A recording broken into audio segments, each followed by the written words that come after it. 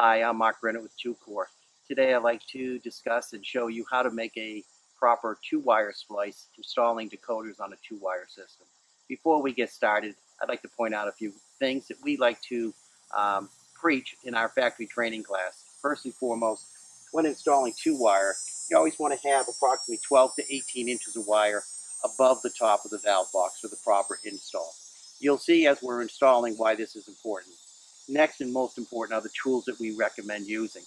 This is alignment pliers. We'll show you how to use these. We don't want you to use anything else but alignment pliers. These are wire strippers for the outside jacket.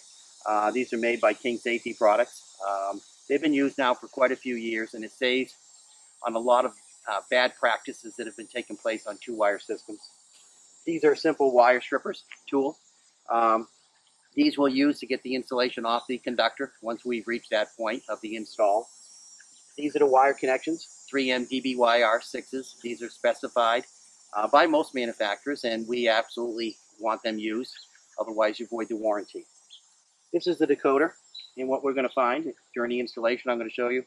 Two blue wires go to the two-wire path, and these two white wires go to your solenoid. Okay? So now we're going to get right into cutting the wire, and I'll show you the proper procedure of that.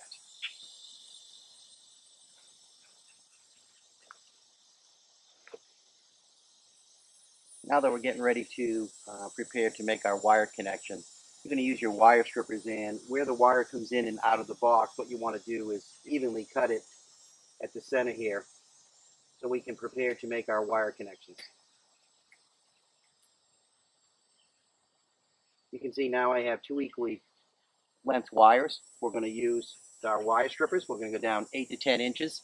We're going to remove the outside jacket, and then we're going to prepare the wires for the actual splice itself.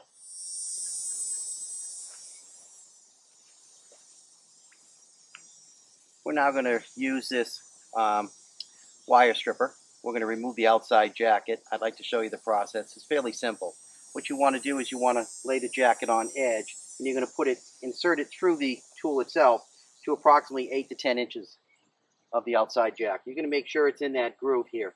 You're going to press down just lightly, and you're going to pull back, and it acts like a potato peeler, and as you can see, it's actually going to remove the outside jacket.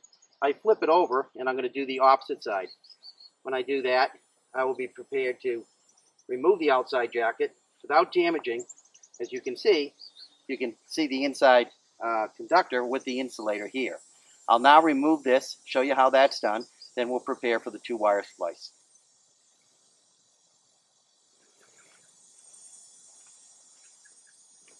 Now that I've stripped the outside insulator off, I'm going to use my wire strippers, and I'm going to remove the excess insulator off of both wire paths.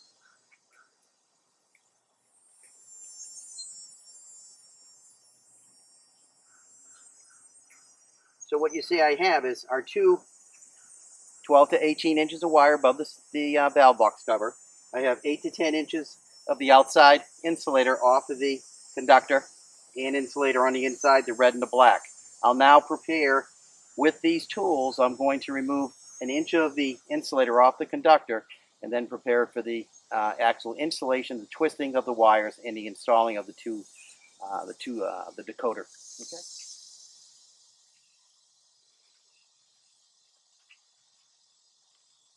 In preparing for the installation, the twisting of the wires, what I'm going to do is use my wire strippers. I'm going to take approximately an inch of the insulator off the conductor on the red and the black on both wires.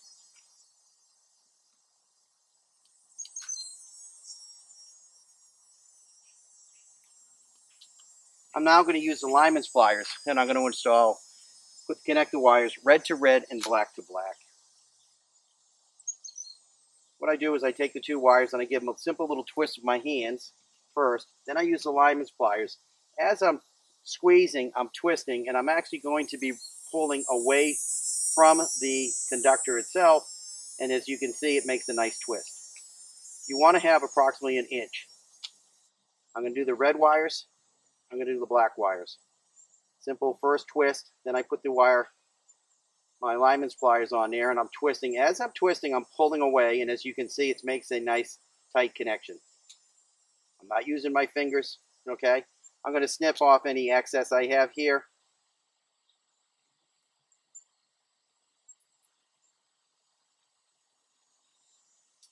Now I'm going to prepare the decoder to install on the 2-wire path. In preparing the decoder to install on the 2-wire path, I want to make sure I take the 2 blue wires and I remove approximately an inch of the insulator on the conductor. Now again, I'm going to use the 2 blue wires are going to be installed on a red and black wire. I'm going to use alignment pliers. With this wire, I'm going to lay it into the twisted wire here, and again I'm going to squeeze, and as I'm squeezing, I'm actually pulling away from the conductors, and you'll notice how the wire is embedded directly into the nice twist we did originally with the red to red and black to black wires. Let me do the black wire here. Same thing. I'm going to lay it into the groove of the existing twist, and as I twist and pull away from the conductor, you'll notice how it fits right in nice and neat. Alright, so now I have 2 properly twisted, connected wires connecting this decoder to this valve. The next move is going to be connecting the 2 white wires to the solenoid wires.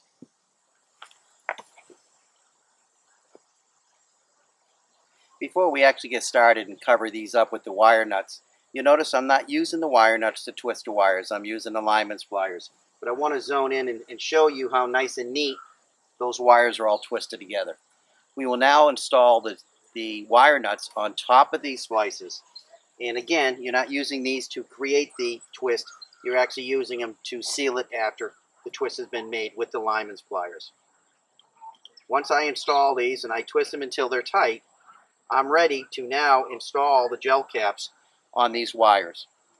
We'll show that here in a second. I'm now going to connect the 2 white wires from the decoder to the valve wires, the solenoid wires, and again use the same process, twist, then use the wire nuts, and then put the gel caps on.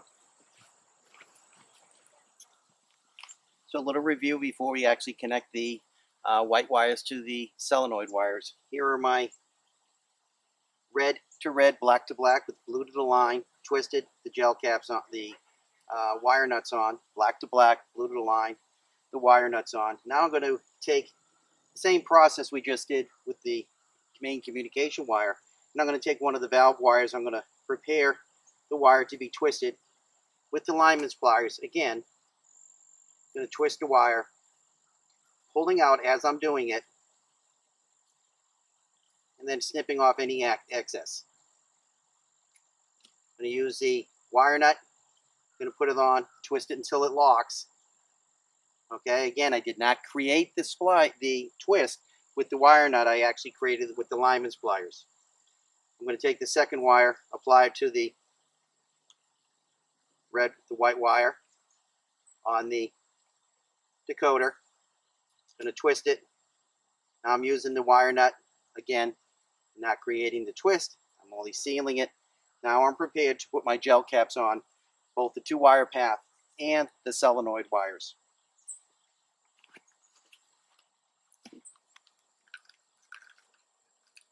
In preparing to install the gel caps, you want to make sure that they're ribbed.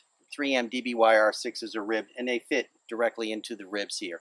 You need to make sure that they're installed all the way down at the bottom because they actually lock down the bottom. That's why they have pliable connections here. They're going to slide all the way down, they'll lock.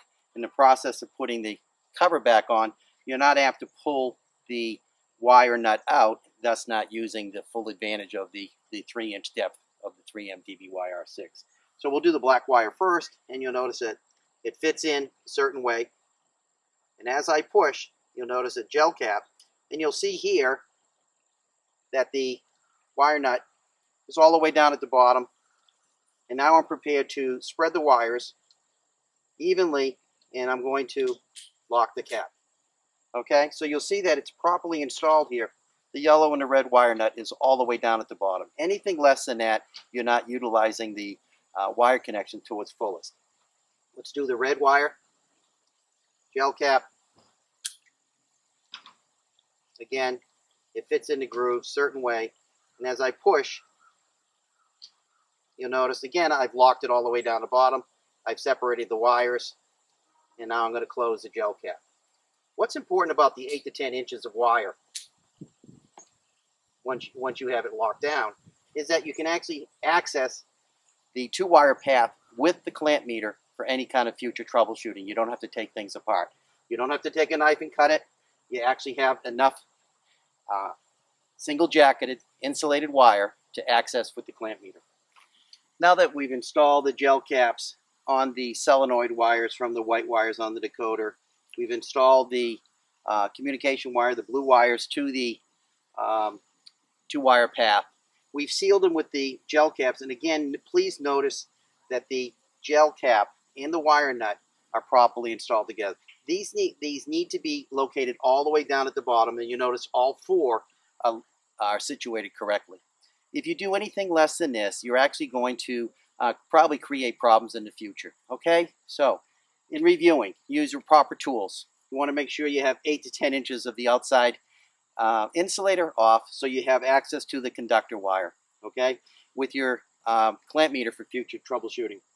8 to 12 inches of wire, and you'll notice how easily it is to access from the valve box. Anything less than that, what would happen is I'd be down on my hands and knees trying to get these wire connections made. 8 to 12 inches gives me 12 inches from my decoder, 12 inches from my decoder to my solenoid wire, and now my solenoid wires allow me to bring the whole unit out for any kind of future troubleshooting. Okay, that's how you properly make a splice, twisting wires, and installing gel caps for a two-wire system.